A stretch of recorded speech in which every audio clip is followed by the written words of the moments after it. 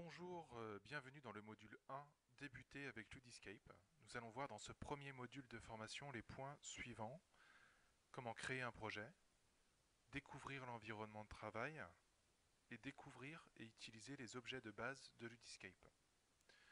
Donc pour rentrer tout de suite dans le vif du sujet, nous avons ici l'écran de démarrage qui va vous proposer trois choix. Nouveau projet, qui va permettre de créer, initialiser un nouveau projet. Ouvrir un projet qui va vous permettre d'ouvrir un projet existant que vous avez sur votre disque dur.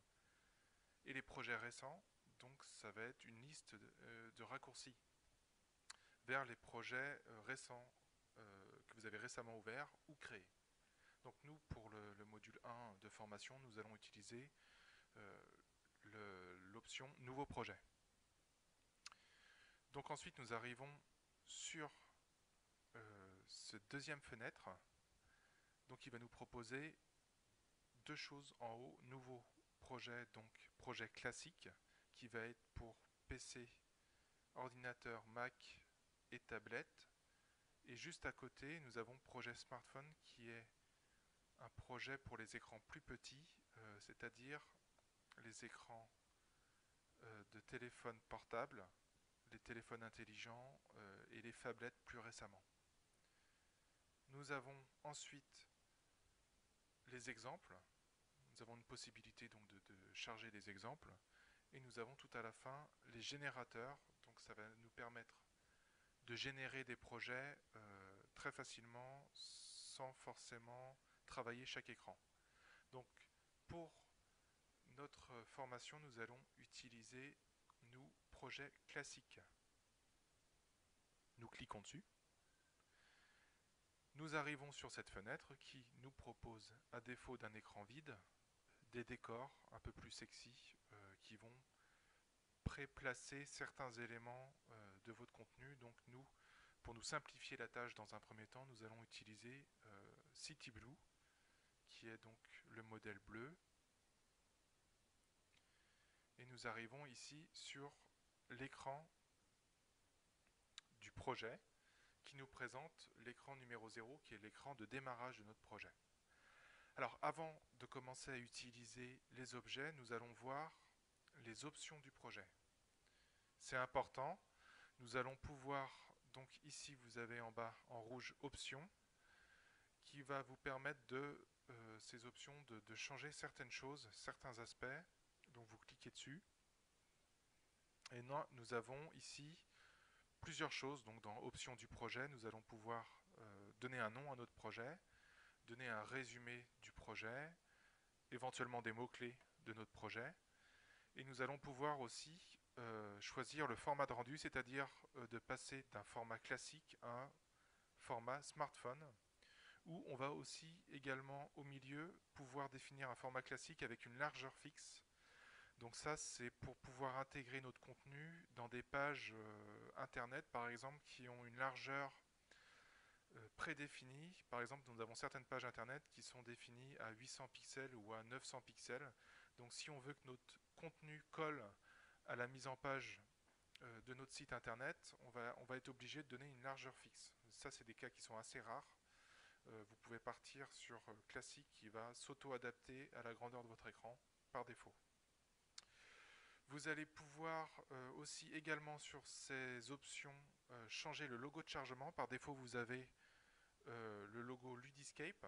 Vous allez pouvoir mettre votre propre logo, ce qui va faire un peu plus professionnel auprès de vos apprenants ou vos utilisateurs de votre contenu.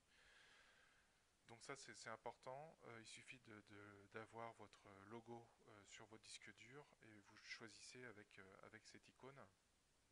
Après nous avons d'autres options qui sont un petit peu cachées, qui sont un peu plus techniques. Nous avons ici voilà, des options supplémentaires. On va pouvoir définir ici du CSS. Alors le CSS c'est des styles propres à l'HTML, au rendu HTML. Vous allez pouvoir choisir des polices ou des couleurs différentes en fonction des choses que vous voulez modifier. Vous avez ici du code supplémentaire, donc c'est pour pouvoir ajouter du code JavaScript supplémentaire. Par exemple, si vous voulez rajouter un code Google pour suivre l'utilisation de votre contenu. Nous avons ici l'URL du site mobile, donc c'est au cas où vous êtes sur un site classique, mais vous voulez rediriger les apprenants vers un site pour mobile, donc pour un projet smartphone, qui est hébergé sur une autre adresse. Donc vous allez le rentrer ici, et quand les apprenants vont arriver sur votre site classique avec un smartphone, ils vont être redirigés automatiquement vers cette URL, donc c'est assez important dans certaines utilisations.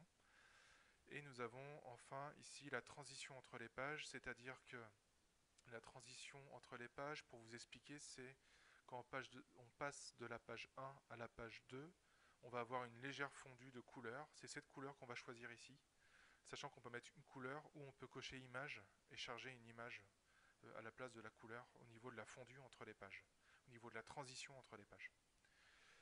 Voilà, ça c'était le tour des options du projet, donc c'est important de tester tout ça et de voir les effets que ça a sur le rendu final de votre contenu.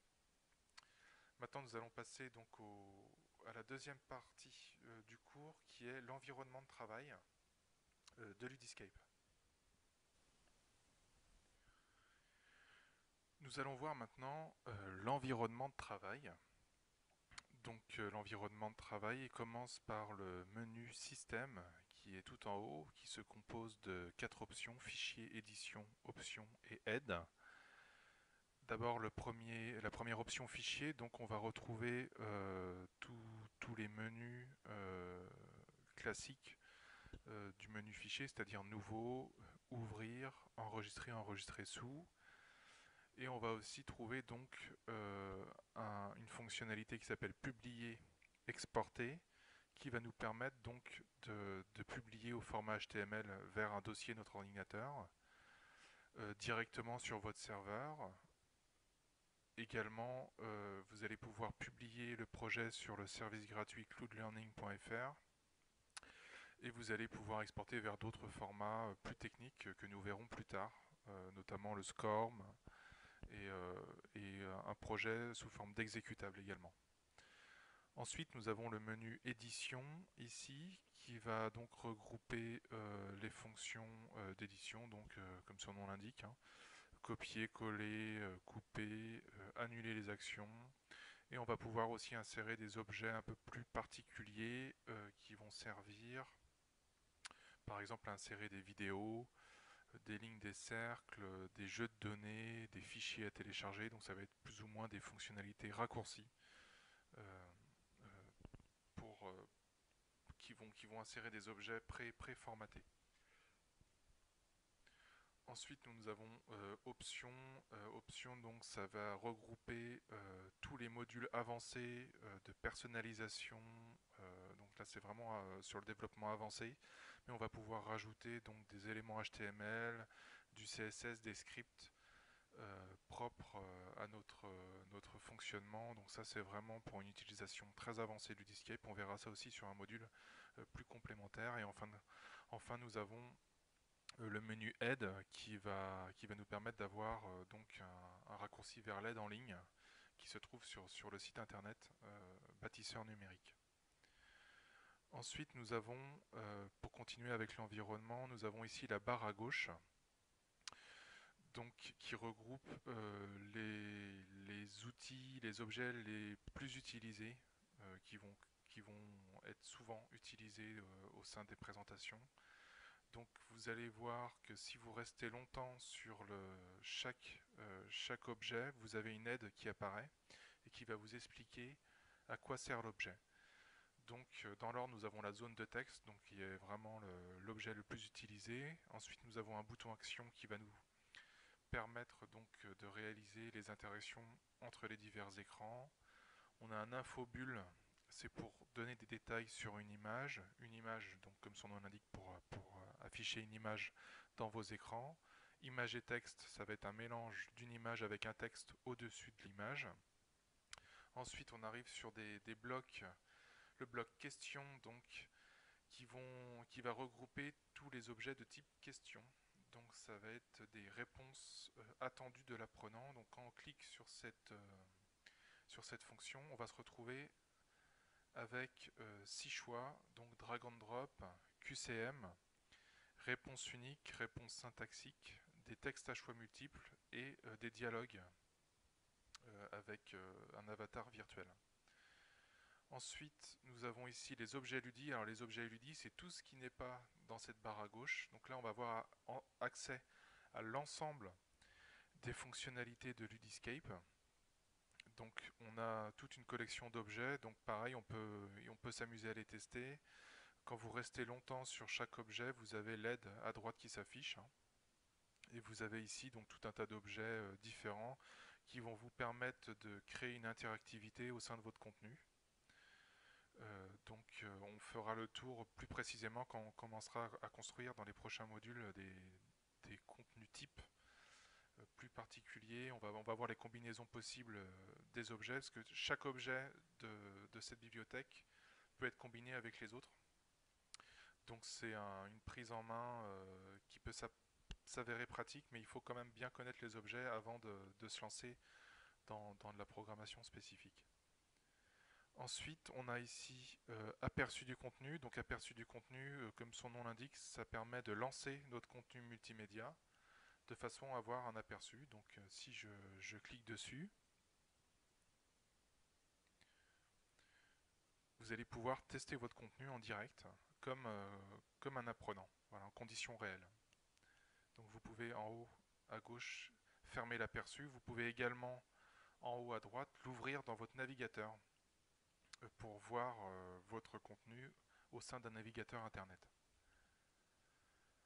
Ensuite ici on a le bouton nouvelle page, donc ça va vous créer comme son nom l'indique une nouvelle page, un nouvel écran au niveau de votre contenu. Le format c'est pour régler tout ce qui est fond de votre écran actuel, son au démarrage, transition. Options, donc c'est ce qu'on a vu tout à l'heure, c'est tout ce qui est option du projet. Et enfin là on a un raccourci pour publier son contenu sur Cloud Learning ou vers iOS. Ensuite, nous avons sur la droite le menu écran qui va vous permettre donc d'avoir un aperçu de l'ensemble des écrans de votre projet.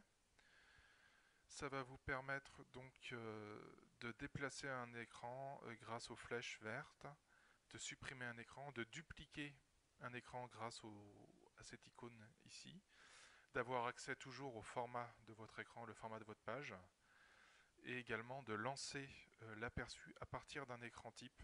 Donc, par exemple, on peut lancer l'aperçu directement à partir de la page 10, par exemple, pour éviter de refaire l'ensemble de votre présentation.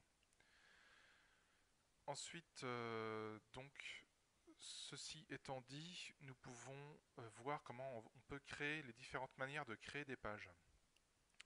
Donc on a vu qu'on avait ici un bouton nouvelle page.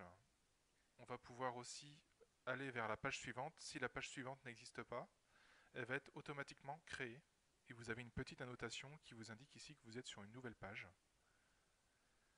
Ensuite, donc, vous pouvez aussi créer des nouvelles pages à partir du menu de la navigation des écrans en faisant un clic droit. Vous allez pouvoir insérer avant ou après un nouvel écran. Par exemple, là j'ai fait après. Et on va pouvoir aussi, à partir de cet écran, on va pouvoir, de cette navigation d'écran, on va pouvoir enregistrer les écrans sous forme de gabarit, un gabarit type qu'on va pouvoir insérer dans toutes nos présentations. Donc pour cela, il faut faire clic droit, enregistrer comme modèle, et vous donner un nom à votre modèle. Et après, ce modèle sera disponible ici quand vous faites ajouter un écran à partir d'un gabarit.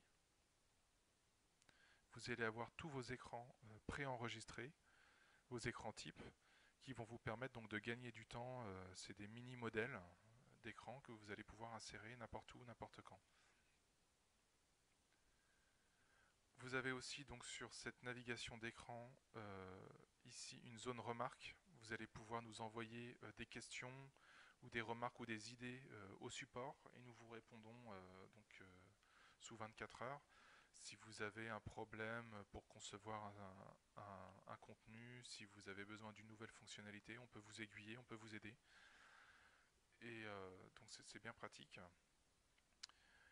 Ensuite, nous avons ici, pour terminer avec l'environnement, nous avons deux icônes. donc une icône pour lancer le contenu sur la page actuelle.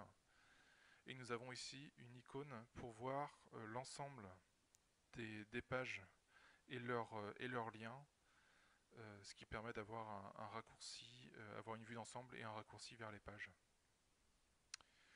Voilà un petit peu pour le tour de l'environnement du logiciel. Pour continuer, nous allons voir les objets les plus couramment utilisés. Donc le premier objet que nous allons voir, c'est l'objet zone de texte. Donc l'objet zone de texte se trouve en haut à gauche de la barre d'outils, ici. Donc on va cliquer dessus. Ensuite, il nous demande de placer l'objet sur l'écran. Hop, nous faisons un deuxième clic donc pour placer l'objet. Et on voit donc qu'il y a trois petites poignées qui apparaissent. La poignée de droite qui permet de redimensionner la zone de texte sur la droite. La poignée du bas qui permet de redimensionner vers le bas ou vers le haut. Et on a une troisième poignée en bas à droite qui permet de redimensionner sur les deux dimensions. Ensuite, on peut déplacer cette zone de texte. Donc pour déplacer cette zone de texte, il vous suffit de cliquer sur la zone de texte et sans relâcher le curseur, on va déplacer l'objet. Voilà. Pour modifier le contenu d'une zone de texte, on va double-cliquer dessus et on va pouvoir taper donc un texte. Par exemple ici, module 1, débuter avec Ludiscape. Une fois qu'on a rempli, donc saisi le texte que l'on souhaite, on va appuyer sur enregistrer qui se trouve ici.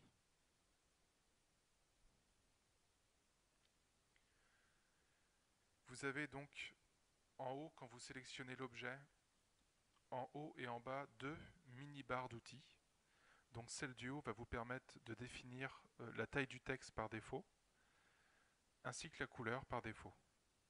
Celle du bas va vous servir, donc les quatre premières options vont vous servir à régler l'alignement du texte.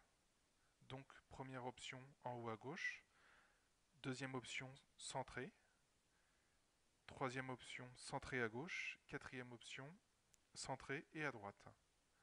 Il y a également un icône tout à droite de cette barre qui permet de lancer l'éditeur HTML de la zone de texte.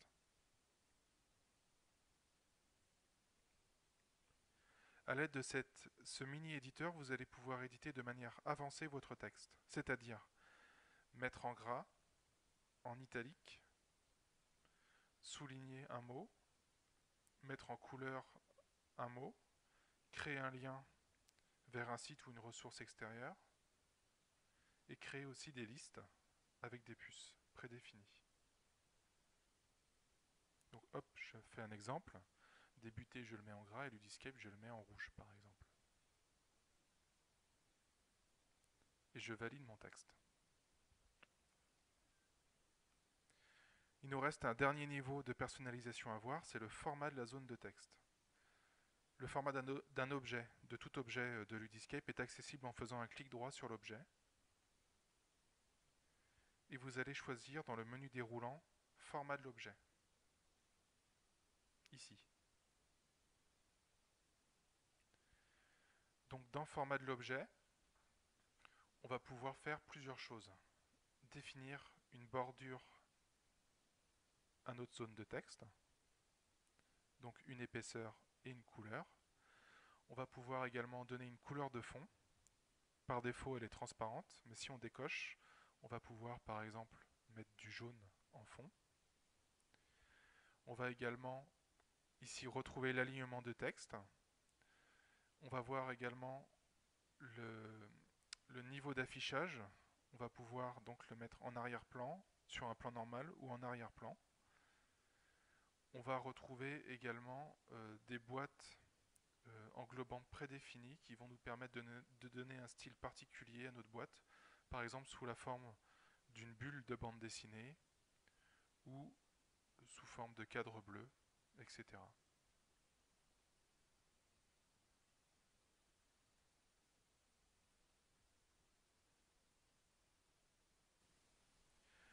Ensuite, nous allons regarder le deuxième objet. Alors ce deuxième objet est l'objet bouton. Cet objet donc va nous permettre d'afficher des propositions et des interactions à l'utilisateur. Les boutons sont importants car ils sont généralement le seul lien logique et de navigation entre les écrans. Nous allons voir un peu plus loin que d'autres objets peuvent servir à naviguer dans les écrans. Pour insérer un objet bouton, il vous suffit de sélectionner le bouton qui se trouve juste en dessous de la zone de texte ici. Comme d'habitude, vous avez une aide qui apparaît à droite. Donc vous cliquez sur bouton action et nous allons le placer sur l'écran, par exemple ici. Donc comme tous les objets, vous pouvez aussi le redimensionner grâce au poignet à droite et en bas. Là, la différence qu'on va avoir, c'est quand on va éditer le bouton en double-cliquant dessus. On va pouvoir éditer le texte, mais également on va pouvoir éditer l'action du bouton. Donc l'action du bouton, c'est quoi? Par défaut, elle est à page suivante. Donc ça va nous permettre d'aller vers l'écran suivant, l'écran numéro 1, car nous sommes sur l'écran 0. Mais vous pouvez définir d'autres actions. Vous avez également aucune action, le bouton ne sert à rien. Page précédente, donc pour aller par exemple de 1 vers 0, vers une page définie. Vous allez pouvoir aussi définir comme action page suivante si OK. Donc celle-là c'est un peu particulier, elle permet de passer à la page suivante si et seulement si tous les objets questions sont corrects. Nous verrons cette option dans le prochain module. Ensuite nous avons page suivante avec suivi. C'est un petit peu un peu différent par rapport à page suivante si OK. Page suivante avec suivi permet d'afficher un récapitulatif des questions avant de passer à la page suivante. Un récapitulatif des questions plus la note globale de votre contenu. Ensuite, nous avons l'option Pop-up qui permet d'afficher un écran de votre projet sous la forme de pop-up. Nous avons également la dernière page affichée donc, qui permet de revenir sur la page là d'où on vient. Et enfin, nous avons rejoué le son de la page qui permet de rejouer le son lancé au démarrage de l'écran. Donc nous allons laisser sur page suivante. Nous allons appuyer sur le bouton enregistrer.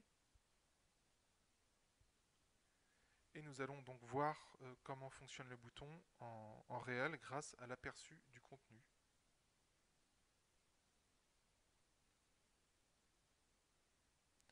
Donc là, je retrouve ma zone de texte. Ici, j'ai mon bouton Suite, qui est mon bouton Action. Et quand je vais cliquer dessus, je vais bien aller sur la page numéro 2.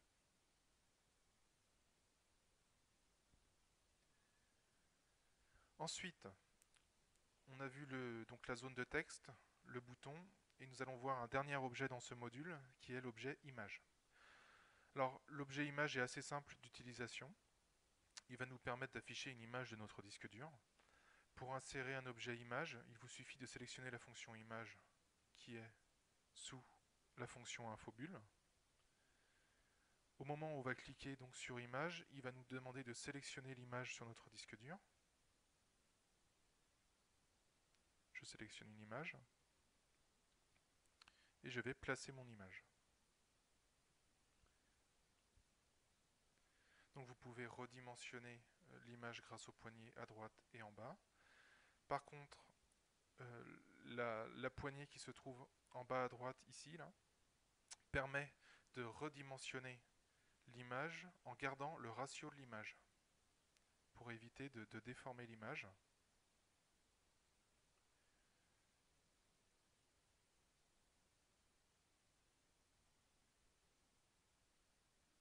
Je la place ici.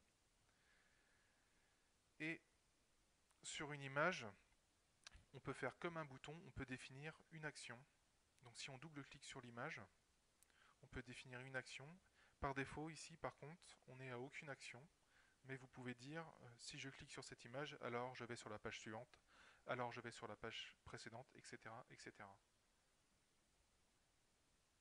Également, vous avez une petite icône qui permet de charger une autre image qui va remplacer celle en cours. Voilà, nous avons fait le tour de ce module débuté avec Ludiscape. Je vous retrouve pour un prochain module, et là où nous allons voir les objets questions et d'autres objets du fonctionnement du logiciel Ludiscape.